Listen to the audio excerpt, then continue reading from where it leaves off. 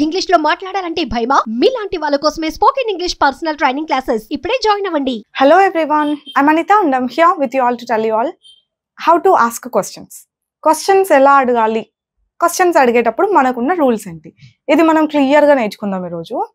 Questions అడగడం చాలా important తెలుసా, ఎందుకంటే ఒక కాన్వర్సేషన్ ఎవరితోనైనా వెళ్ళి స్టార్ట్ చేయాలి అంటే మనం తెలుసుకోవాల్సింది ఒక క్వశ్చన్ ఎలా అడగాలి అని.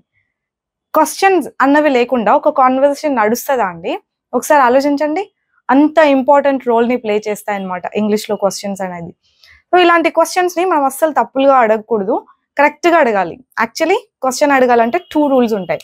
2 వేస్లో మనం క్వశ్చన్స్ అడగాలి. ఒకటి, హెల్పింగ్ వర్బ్తోనే ఒక క్వశ్చన్ అన్నది స్టార్ట్ అవ్వాలి.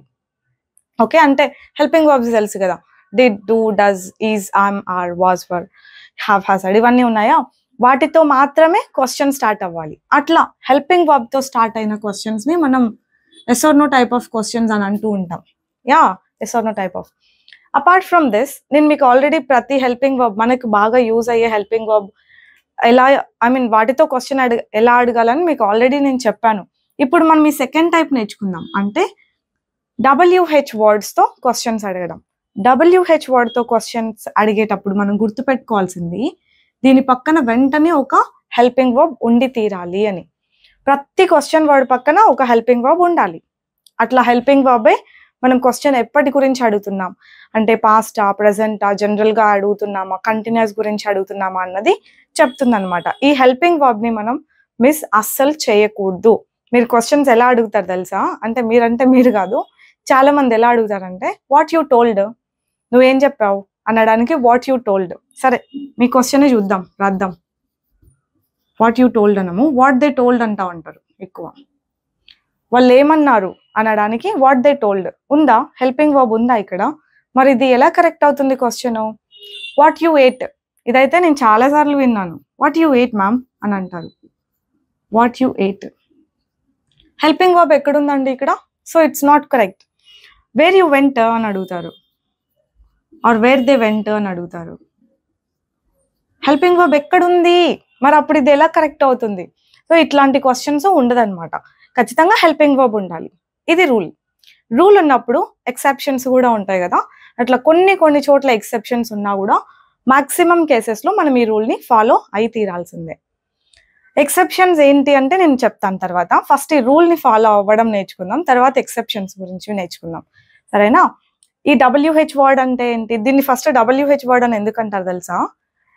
క్వశ్చన్ వర్డ్స్ Wతో కానీ Hతో కానీ స్టార్ట్ అవుతాయి. అంటే వాట్, వేర్, వెన్, చూసారా, ఇవన్నీ వై Wతో స్టార్ట్ అయ్యాయి. హౌ మచ్, హౌ మెనీ, ఇట్లాంటివి ఉన్నాయా, అవి Hతో స్టార్ట్ అయ్యాయి. అలా Wతో కానీ Hతో కానీ స్టార్ట్ అయ్యే వర్డ్స్ని WH వర్డ్స్ అంటారు. వీటినే క్వశ్చన్ వర్డ్స్ అంటారు. రెండు ఒకటే, WH వర్డ్ అన్నా క్వశ్చన్ వర్డ్ అన్నా రెండు ఒక్కటే అనమాట. రూల్ అర్థమైంది కదా అండి? ప్రతి క్వశ్చన్ వర్డ్ పక్కన హెల్పింగ్ వర్బ్ ఉండి తీరాలి అని. సో ఈ హెల్పింగ్ వర్బ్లో ఎక్కువ డిడ్ యూస్ చేస్తారు. డిడ్ తెలుసు కదా పాస్ట్కి. తర్వాత విల్ యూస్ చేస్తారు. విల్ తెలుసు కదా ఫ్యూచర్కి. ఇంకా డూ, డస్, ఇవి కొంచెం ఓకే, అవి కూడా యూస్ చేస్తాము. డూ, డస్, ఈజ్, ఆర్, ఇవి కూడా యూస్ చేస్తాం. బట్ ఇవి ఎక్కువ మనం స్పోకెన్లో యూస్ చేస్తూ ఉంటాం అనమాట. We either ask about past or future కాబట్టి అంతే ఎక్కువ. ఇట్ డజంట్ మీన్ వేరేవి యూస్ చేయమని కాదు, ఓకేనా? ఇవి వాడతాం ఎక్కువ. ఈ క్వశ్చన్ వర్డ్స్ ఏంటి, అసలు ఎన్ని ఉన్నాయి తెలుసా అండి? What, where, when, why, which, how much, how many, how long, how far, how old, how often, how frequently, how soon, how come, why don't you, what kind of, what type of, who, whom, whose. My God, చెప్తుంటేనే ఆయాసం వస్తుంది. ఇవన్నీ నేర్చుకొని తీరాల్సిందే మనం. ప్రతి question కంఫర్టబుల్గా అడుగుతాం అవన్నీ వచ్చాయంటే కనుక. సో రూల్ని ఫాలో చేస్తూ మనం ఈరోజు నేను మీకు కొన్ని క్వశ్చన్స్, లైక్ వాట్తో క్వశ్చన్స్, వేర్తో క్వశ్చన్స్, వెన్తో క్వశ్చన్స్, వైతో క్వశ్చన్స్, విచ్తో క్వశ్చన్స్, బేసిక్ క్వశ్చన్స్, ఓకే, ఇవి యూస్ చేద్దాం. నేను ఇంకొక కామన్ మిస్టేక్ ఏం విన్నానంటే వేర్ షీ ఈస్ గోయింగ్ అంటారు. వేర్ షీ ఈస్ గోయింగ్ అయితే హెల్పింగ్ వర్బ్ ఎగరగొట్టేస్తారు, లేదంటే మిస్ మ్యాచ్ చేస్తారు. Where she is going, what they are learning,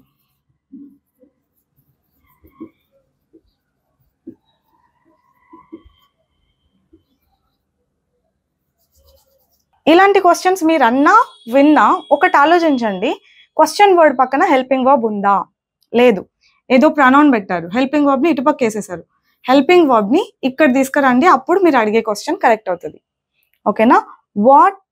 wear is she going, wear is she going అని అడగాలి తప్ప వేర్ షీ ఈస్ గోయింగ్ అని అనకూడదు. వాట్ ఆర్ దే లెర్నింగ్ అనాలి తప్ప వాట్ దే ఆర్ లెర్నింగ్ అని అనకూడదు. ఈ ప్లేస్మెంట్ చాలా ఇంపార్టెంట్. ఓకేనా అండి? అయితే ఎగరగొడతారు, లేదంటే పక్కన పెడతారు, అట్లా పెట్టొద్దు, కరెక్ట్ ప్లేస్లోనే పెట్టండి. ఎందుకు తిన్నావు? ఇప్పుడు నా చాక్లెట్ మీరు తినేసారు అనుకోండి, ఎందుకు తిన్నావు అని అడగాలి. Every time you want to ask a question మీరు బాగా అర్థం చేసుకోండి. మీరు పాస్ట్ గురించి క్వశ్చన్ అడుగుతున్నారా, కంటిన్యూస్ గురించి క్వశ్చన్ అడుగుతున్నారా, ఫ్యూచర్ గురించి అడుగుతున్నారా, ఆర్ రోజు గురించి అడుగుతున్నారా? ఈ 4 ఆస్పెక్ట్స్ గమనించండి అని నేను మీకు హెల్పింగ్ వర్బ్స్ చెప్పినప్పుడే చెప్పాను. ఇప్పుడు నా చాక్లెట్ ఎందుకు తిన్నావు నువ్వు అని అడగాలంటే నేను పాస్ట్ గురించి అడుగుతున్నా, అవునా? ఎందుకు తిన్నావు పాస్ట్ గురించి. సో పాస్ట్ గురించి యూజ్ చేయాల్సిన helping verb did. Why did you eat my chocolate? ఇప్పుడు మీరు నా చాక్లెట్ మీరు తింటూ ఉన్నారు అనుకోండి, తింటూ ఉన్నారు, ఎందుకు నా చాక్లెట్ తింటున్నావు, ఎందుకు నా చాక్లెట్ తింటూ ఉన్నావు, ఇది కంటిన్యూషన్ కదా. సో ఏం యూజ్ చేస్తారు? Are. Why you are eating my chocolate అంటారా? ఇంకా అనర్లేండి కదా. Why are you eating my chocolate? ఎందుకు తిన్నావు, ఎందుకు తింటూ ఉన్నావు. ఇది ఫ్యూచర్కి అడగలేం, ఎందుకు తింటావు నా చాక్లెట్ అనము, వై విల్ యూ ఈట్ అని. It doesn't make sense. ప్రతిసారి ప్రతిదానికి అట్లా విల్ అన్ని టెన్సెస్లోనూ అన్ని క్వశ్చన్స్ అడగలేం. ఎప్పుడు వచ్చావు నువ్వు, ఆర్ వాళ్ళు ఎప్పుడు వచ్చారు అని అడగాలి. వెన్ దే కేమ్ అంటారా? అన్నారు కదా. ఎప్పుడు వచ్చారు ఆలోచించండి, పాస్ట్ కదా. సో డిడ్ యూస్ చేయాలి. వెన్ డిడ్ దే కమ్, వాళ్ళు ఎప్పుడు వచ్చారు. వాళ్ళు ఎప్పుడు వస్తారు అని అడగాలి. ఎప్పుడు వస్తారు అంటే ఫ్యూచర్ కదా, రేపా ఎల్లుండా అని. అప్పుడు ఏం పెడతాం? When will they come. What అన్నీ మనం ఆలోచించడంలోనే ఉంటుంది. మనం ఆలోచనల్లో మిస్టేక్ చేస్తే మాట్లాడేటప్పుడు మిస్టేక్ చేస్తాం. క్వశ్చన్ మనం అడగాలనుకుంటున్న క్వశ్చనే మీరే కొంచెం క్లారిటీగా ఉండాలి. అడగాలనుకుంటున్నా మీరే క్లారిటీగా ఉండాలి. పాస్ట్ గురించి అడగాలనుకుంటే డిడ్ పెట్టడం, ఫ్యూచర్ గురించి అడగాలనుకుంటే విల్ పెట్టడం. వాళ్ళు మామూలుగా ఏ టైంకి వస్తారు అని అడగాలి. వాళ్ళు మామూలుగా జనరల్గా ఇప్పుడు బ్యాంకుకి వెళ్తారు, ఏ టైంకి వస్తారు? బ్యాంక్ ఆఫీసర్స్ ఎప్పుడు వస్తారు, అప్పుడు ఎప్పుడు వస్తారు అంటే జనరల్గా అడుగుతున్నారు కదా. అడిగేది మనకే తెలుసు జనరల్గా మామూలుగా ఏ టైంకి వస్తారు ఎప్పుడు వస్తారు అని అడుగుతున్నాం. అప్పుడు వెన్ డూ దే కమ్, ఎంత డిఫరెన్స్ ఉందో. వెన్ డిడ్ దే కమ్కి ఏమన్నా చేంజ్ చేసినామా? పెద్దగా ఏం చేంజ్ చేయాల, హెల్పింగ్ వర్బ్స్ ఒక్కటే చేంజ్ చేసినాం.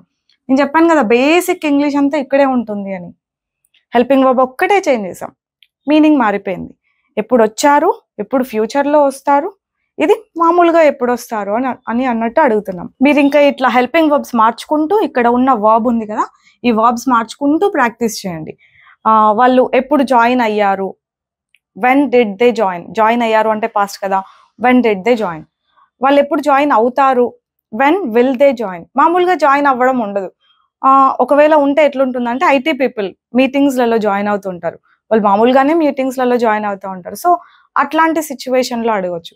వాళ్ళు మామూలుగా మీటింగ్కి ఏ టైంకి జాయిన్ అవుతారు, when do they join in the meeting. అలా డూ ఎప్పుడు, విల్ ఎప్పుడు, డిడ్ ఎప్పుడు. కంటిన్యూస్ అయితే what are they, what are you, where is she, where is he, where are they, ఇట్లాంటి questions. Why are you. Continuous అయితే is are పెట్టడం, past అయితే did పెట్టడం, ఫ్యూచర్ అయితే విల్ పెట్టడం, జనరల్ యాక్షన్ అయితే డూ ఆర్ డస్ పెట్టడం. ఇవన్నీ బాగా అలవాటు చేసుకోండి. క్వశ్చన్ వర్డ్స్ మార్చొచ్చు, ఇలాంటి వర్బ్స్ మార్చొచ్చు, చాలా క్వశ్చన్స్ ఇట్లా ఫామ్ చేయడం అలవాటు చేసుకోండి. ప్రాక్టీస్ మేక్స్ మ్యాన్ పర్ఫెక్ట్ అని ఊరికే అన్నారు. ఒకటి ఏదైనా నేర్చుకున్న తర్వాత you have to give it your own try. Me own try మీరు చేయాలన్నమాట. రూల్స్ బాగా అర్థమయ్యాయా? హెల్పింగ్ వర్బ్ ఖచ్చితంగా ఉండి తీరాలి అని. ఇదొక్క పాయింట్ మీరు బాగా గుర్తుపెట్టుకున్నా కూడా మీరు చాలా నేర్చుకున్నట్టే ఈ రోజుకి. మిగతా క్వశ్చన్ వర్డ్స్ ఉన్నాయని చెప్పాను కదా, అంటే how much, how many, how often. నేను మీకు ఆల్రెడీ ఒకటి చెప్పున్నాను, but I make sure to teach you all every single question word. అన్ని క్వశ్చన్ వర్డ్స్ తోను క్వశ్చన్స్ చెప్తాను. Just keep practicing, keep learning, keep watching, keep following. Bye bye అండి. I'll see you all later next time. Bye.